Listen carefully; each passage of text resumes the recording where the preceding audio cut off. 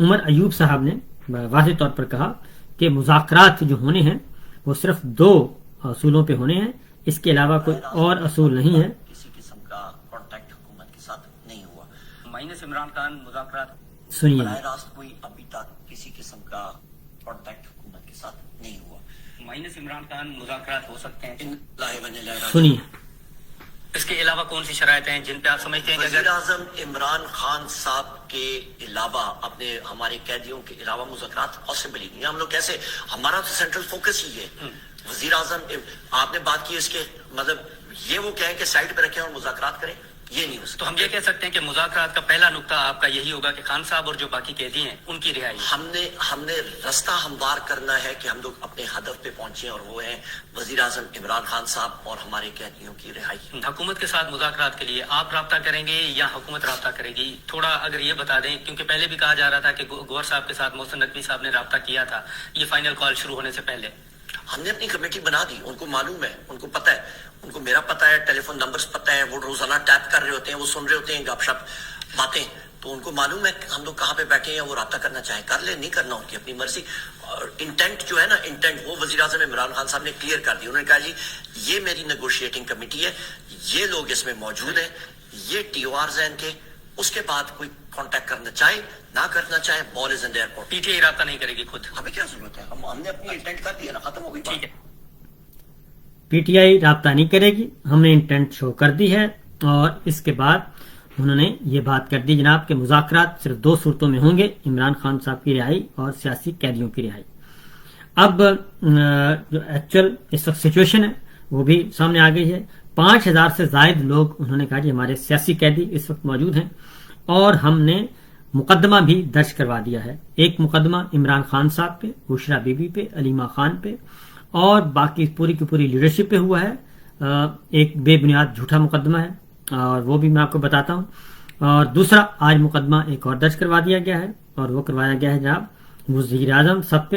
اس کی بھی تفصیلات آلریڈی میں بتا بھی چکا ہوں، تو مزید آپ کو ان شارٹ بتا دوں کہ یہ مقدمہ درج کیا گیا جی اسلام آباد کا جو قتل عام ہے اس کے بارے میں، اور اس سلسلے میں عمر ایوب صاحب نے بھی اس کا اناؤنس کر دیا ہے، وزیر اعظم عمران خان صاحب وہ بھی سن لیں ذرا۔ مایوس نہیں تھے، وہ اس وقت لاپتہ پریزیومڈ ڈیڈ کہ وہ شہید ہو چکے ہیں، ان کا کوئی پتہ نہیں ہے۔ کل ہیومن رائٹس کمیشن وزیر اعظم عمران خان صاحب بالکل مایوس نہیں تھے، وہ ضرور ان کے دل میں تشویش بہت تھی، وہ غم و غصہ تھا کہ 12 سے زیادہ ہمارے ساتھی شہید ہوئے ہیں، 200 سے زیادہ ہمارے لوگ اس وقت لاپتہ ہے، پریزیومڈ ڈیڈ کہ وہ شہید ہو چکے ہیں، ان کا کوئی پتہ نہیں ہے۔ کل ہیومن رائٹس کمیشن اور پاکستان کے ساتھی بھی ہم سے ملنے آئے تھے، ان کو بھی ہم نے فگرز بتائیں، اور اس پہ ہم نے بتایا کہ جی 5000 سے زیادہ لوگ ہمارے قید ہوئے ہیں، 5000 سے زیادہ پلس 5000 پورے پاکستان میں، اور اس کے علاوہ پھر آپ جائیں کہ جتنے لوگ زخمی ہوئے ہیں وہ لاتعداد ہیں،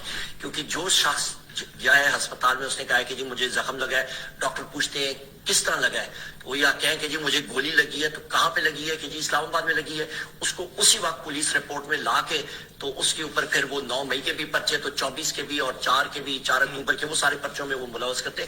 لوگ ڈر کے مارے اپنا زخمی ہونے کا انہوں نے وہ اعتراف نہیں کیا۔ عطا تارڑ صاحب تو روز کہہ رہے ہیں کہ بھائی اگر کوئی ہے تو آپ ثبوت دیں، شواہد دیں، کدھر عطا تارڑ کو کہہ میرے ساتھ آئے، میں اس کو ان جو ساتھی ہمارے شہید ہوئے ہیں ان کی قبروں پہ لے کے جاتا ہوں، وہاں پہ جو ہمارے ان کے لوائقین ہیں ان کے سامنے بٹھاتا ہوں، اور جس طرح حکومت نے ان نہتے شہریوں پہ گولیاں چلائی ہیں تو پھر کھڑے ہو جائیں، ان پہ بھی گولیاں چلاتے ہیں، دیکھتے ہیں درد ہوتی ہے کہ نہیں ہوتی۔ لیکن کچھ خبریں آئیں کہ وہ تو یہ صورتحال بتا چکے ہیں جی۔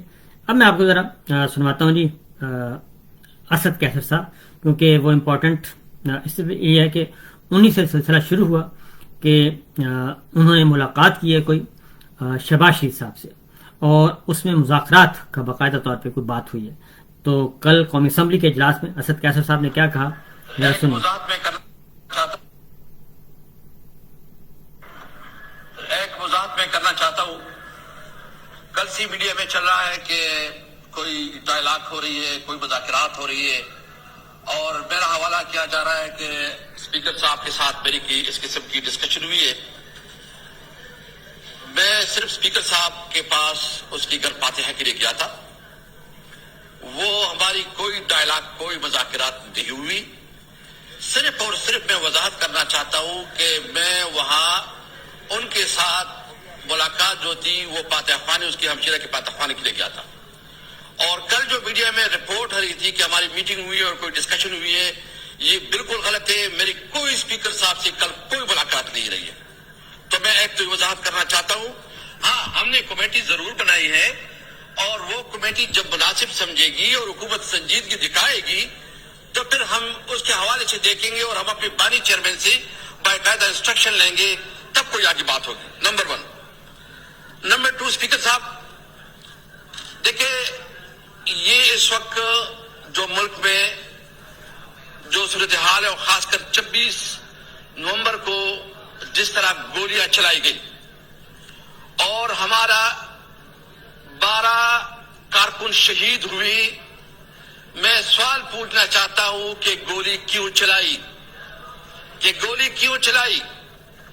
सवाल यह है कि क्या पॉलिटिकल पार्टीज को ये हक हासिल नहीं है कि वो अपना प्रोटेस्ट रजिस्टर करवाए? क्या सियासी पार्टियों, आईन तमाम सियासी पार्टियों को यह हक नहीं देता कि वो अपना मुतालबात रखे? ये कहता है या कानून बना है। मैं पूछना चाहता हूं कि आईन में ये बिल्कुल वाज़ेह है कि जितनी पॉलिटिकल पार्टीज हैं, शहरी हैं, एनजीओज हैं, जितनी भी इदारे हैं, वो अपना पीसफुल प्रोटेस्ट रजिस्टर करवा सकते हैं।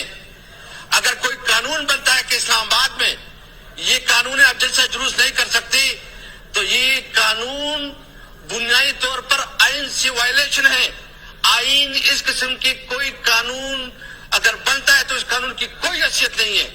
इसलिए मैं मुतालबा करता हूं कि जो कानून बना है वो गैर आईनी है, इसकी कोई हैसियत नहीं है। और जिस तरह इस कानून का हवाला देके इन्होंने नेती शहरियों पे, वर्कर पे, पीसफुल वर्कर पे जो गोलियां चलाई, मैं पूछना चाहता हूं कि कोई एक वीडियो दिखाए कि हमारे किसी वर्कर ने कोई गमला तोड़ा हो, कोई शीशा तोड़ा हो, या उसके पास कोई असला हो। एक ड्रामा किया गया है, पूरा एक तरीके से जो है ना प्रोपेगेंडा किया गया और उसके मुताबिक जो है ना ये वावेला किया गया कि तहरीक इंसाफ के वर्कर जो पता नहीं क्या करना चाहते थे। हम तो अपना, हमारे तो 2 मुतालिबात है। हमारे मुतालिबात क्या है? हमारा मुतालिबात सिर्फ और सिर्फ ये है कि जो हमारी कैदी रहनुमा है, हमारा लीडर इमरान खान और उन तमाम कैदियों को रिहा किया जाए। हमारा मुतालिबा बहुत सिंपल है।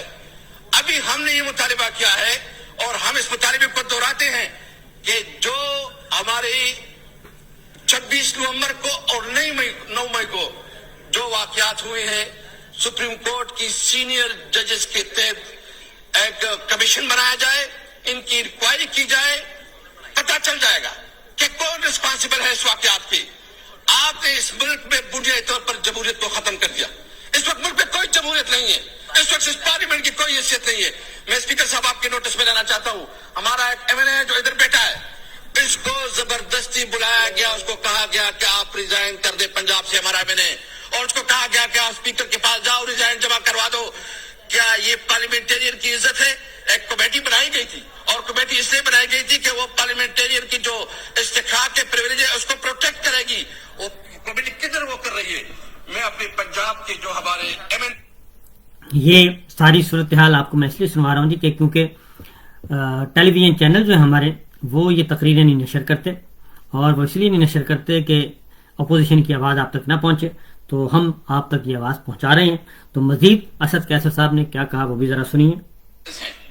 मैं अपने तमाम एमएनएस को खराजी तहसीन पेश करता हूँ। जितना इसकी जहां आज वो हमारे एमएनएस जितनी मुश्किल से, जितनी तकलीफ से उनके चारदीवारी की मुसलसल उसको पामाल किया जा रहा है, उनकी जायदादों को जब्त किया जा रहा है, उनके बच्चों और बच्चियों को और खवातीन को डराया धमकाया जा रहा है। यानी अमन पंजाब में माशाल्लाह है, कोई कानून और कोई आईन नहीं है, कोई ह्यूमन राइट्स की कोई तस्वर नहीं कर सकता कि जितनी ह्यूमन राइट्स की वायलेशन उधर हो रही है।